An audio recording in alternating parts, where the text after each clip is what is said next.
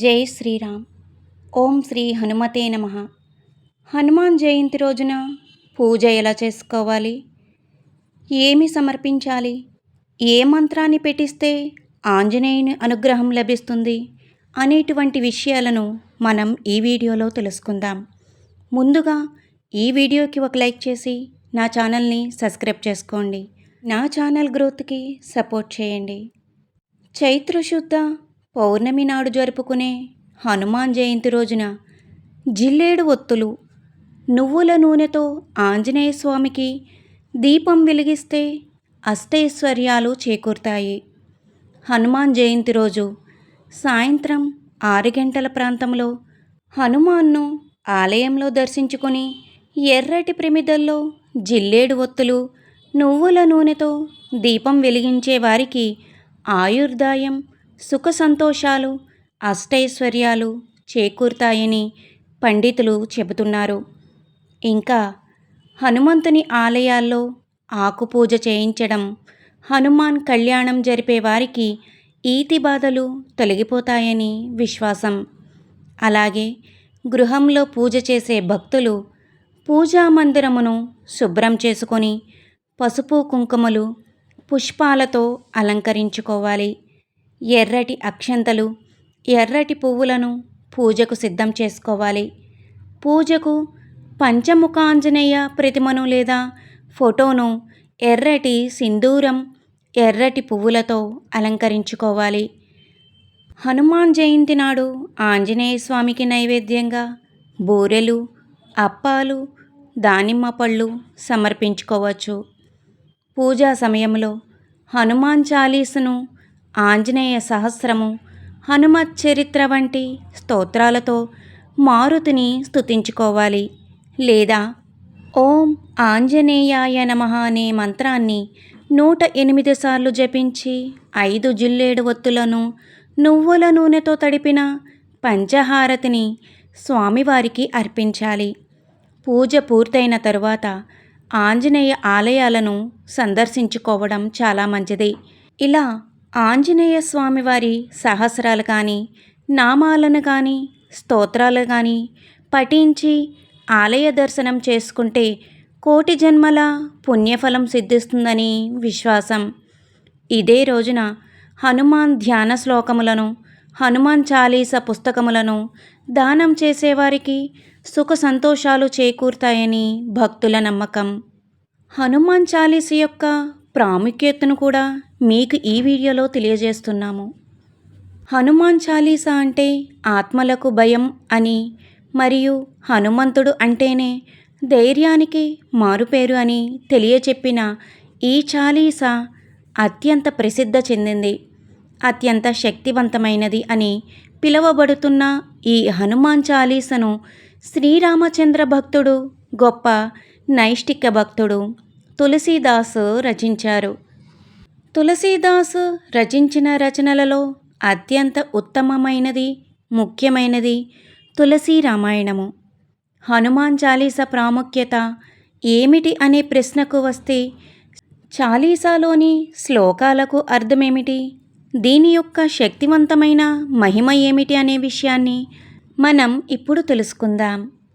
ఈ వ్యాసం హనుమాన్ చాలీసా యొక్క ప్రాముఖ్యత గురించి తెలియజెబుతుంది. దాదాపు హనుమాన్ చాలీసాలోని ప్రతి పదం అనేక రకాల ప్రయోజనాలతో ముడిపడి ఉంది. వివిధ శ్లోకాలను దోహాలుగా కూడా పిలుస్తారు. చాలీసాలోని కొన్ని ముఖ్యమైన శ్లోకాలను మరియు హనుమాన్ చాలీసా చదవడం వలన కలిగే మొత్తం ప్రయోజనాలను మనం ఇక్కడ తెలుసుకుందాం. హనుమాన్ చాలీసా యొక్క ప్రాముఖ్యత. హనుమాన్ చాలీసాలోని ప్రారంభ దోహా జయ హనుమాన్ జ్ఞాన గుణ సాగర వల్లే వేయటం వలన జీవితంలో స్వాభావిక దివ్య జ్ఞానాన్ని పొందుతారు. ఈ జ్ఞాన సహాయంతో జీవితంలో ప్రతిష్టంభించిన అనేక సవాళ్లు, దాదాపు అసాధ్యం అనుకున్న వాటిని సాధించగలుగుతారు. మహావీర్ విక్రమార్కుడతో మొదలయ్యే 3వ దోహ ప్రజలలో బలాన్ని నింపుతుంది మరియు అవాంఛనీయమైన సహవాస ప్రభావాల నుండి బయటపడడానికి సహాయపడుతుంది. చాలీసాలోని 7వ మరియు 8వ శ్లోకాలు శ్రీరాముడి ఆత్మతత్వాన్ని అర్థం తెలియజేస్తాయి మరియు దేవుని దివ్య సన్నిధికి చేరువ చేస్తాయి. 14 మరియు 15 దోహాలు ఒక వ్యక్తి కీర్తి ప్రతిష్టలు పొందటానికి సహాయం చేస్తాయి. మీ పనులు నిర్వహించడానికి కావలసిన సామర్థ్యం మరియు మీ సామర్థ్యం పట్ల అందరి ప్రశంసలు అందుకుంటారు. 11వ చౌపాయి చదవటం వలన పాములు మరియు విష జంతువుల భయం తొలగించడానికి సహాయం లభిస్తుంది. 16 మరియు 17 చౌపాయి చదవటం వలన జీవితంలో కోరుకున్న స్థానానికి ఎదగడానికి సహాయపడుతుంది. అది ఒక కార్యాలయంలో వద్ద ప్రమోషన్లు కావచ్చు లేదా ఉద్యోగానికి సంబంధించినది అయి ఉండవచ్చు. 20వ దోహ చదవటం వలన జీవితంలో అనేక సవాళ్లను అధిగమించవచ్చు మరియు అనేక అడ్డంకులు తొలగిపోతాయి. లక్ష్యాలను సాధించడంలో సహాయపడుతుంది. 24వ చౌపాయి ముఖ్యమైనది. ఢాకిని, పిశాచాలు, భూతాలు మరియు చేతబడి ప్రభావాలు పడకుండా ఉండటానికి సహాయపడుతుంది. చాలీసాలోని ప్రతి దోహతో ముడిపడి జీవులకు అనేక లాభాలు ఉన్నాయి.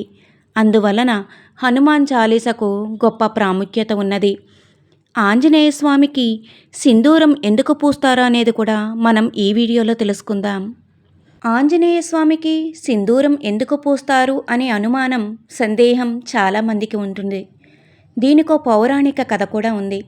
రామాయణంలో సీతమ్మవారు పాపిడిలో సింధూరం ధరించేది. ఒకసారి ఆంజనేయ స్వామి అది చూసి అలా ఎందుకు ధరిస్తున్నారని సీతమ్మని అడిగారు.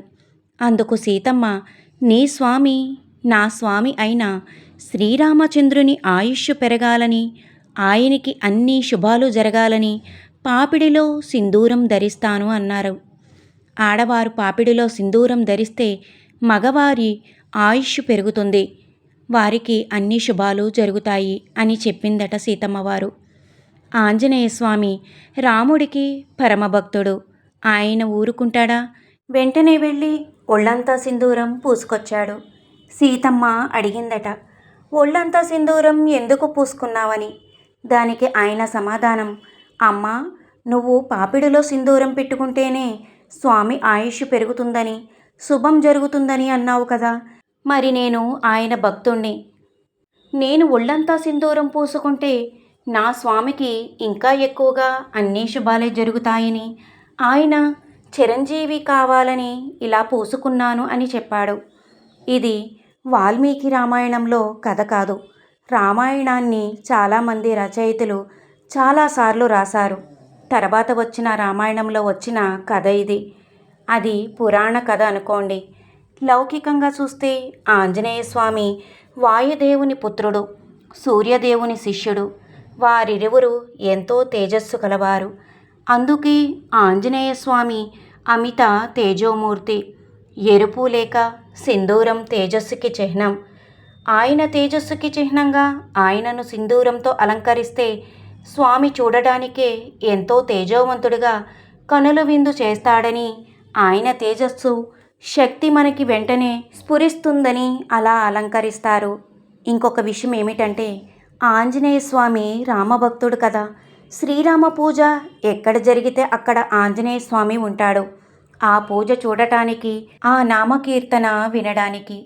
అందుకే శ్రీరామచంద్రుని పూజ చేసేటప్పుడు ఒక ఖాళీ ఆసనాన్ని వేసి ఉంచాలట.